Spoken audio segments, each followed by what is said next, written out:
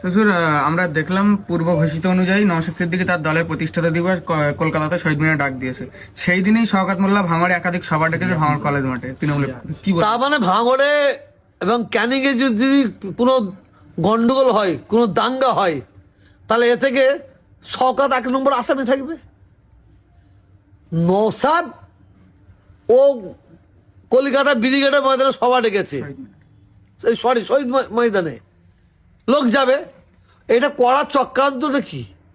ভাঙড় ক্যানিংয়ের মানুষকে শহীদ মিনারে যেতে দেবো না। আপনি দেখে নেবেন, আমি বলে রাখছি, ও যত আটকাবে ভাঙড় ক্যানিংয়ের মানুষ ততর বিরুদ্ধে যাবে, ততর বিরুদ্ধে যাবে। দেখেছেন না, পায়ের ওপর পা দিয়ে ঝগড়া করতে হয়।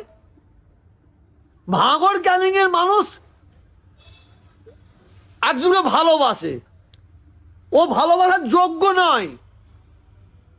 আজকে তারা কলকাতায় সমাবেশে যাবে, ওখানে যদি দাঙ্গা হয়, কোনো মানুষের যদি ক্ষতি হয়, এর জন্য আগে থাকতে প্রশাসনকে আমি সাবধান করে দিচ্ছি, এর জন্য দায়ী হবে কিন্তু শওকত মোল্লা। অতএব আমি প্রশাসনের কাছে দাবি রাখবো, আমার কাছে যে খবর এসেছে শওকত মোল্লা ওইটাকে সামনে রেখে বহুত অত্যাচার করবে, বহুত জুলুম করবে। আর আমি যেটা শুনলাম, ওই ক্যানিং এবং ভাঙড়ের মানুষ মেয়েরা যেহেতু মানে গন্ডগোল করার জন্য দাঁড়ায়, ঝ্যাঁটা জুতলে শওকত মোল্লাকে মারবি। আর যে লোকগুলোকে শওকত মোল্লা আগিয়ে দেবে তাদের ঘরেই ঝাঁটা জুতলে মারবে। ওরা যাচ্ছে যাচ্ছে, তার মানে কি ভাঙড়ে কোনো অন্য নেট করা যায় না, অন্য নেট করা যায় না। করার কারণটাই হচ্ছে ভাঙড় ক্যানিংয়ের মানুষকে কলকাতায় জনসভায় যেতে দেবো না। যত আটকাবে তত লাভ হবে, মানে নওশাদের জন্য মনে করি, আমি মনে করি। এই 26-এর নির্বাচনের আগে লাস্ট 21শে জানুয়ারি আইএসএফ এর প্রতিষ্ঠাতা দিবস, কি মেসেজ দেবেন যারা আসবে কলকাতার উদ্দেশ্যে এরকম একটা পরিস্থিতির মধ্যে? আমি আমি আমি নওশাদ ভক্ত নেই, ভক্ত নয় না, আমি শওকত ভক্ত নেই, আমি নওশাদ ভক্ত নেই। একটা কথা বলে রাখি, আমি পশ্চিমবাংলার প্রত্যেকটা মানুষ সকালবেলা বাড়ি থেকে বেরোবে, তারা সুন্দরভাবে শান্তিভাবে ঘরে পৌঁছাতে পারে, এই দোয়া করব, এই আশীর্বাদ করব।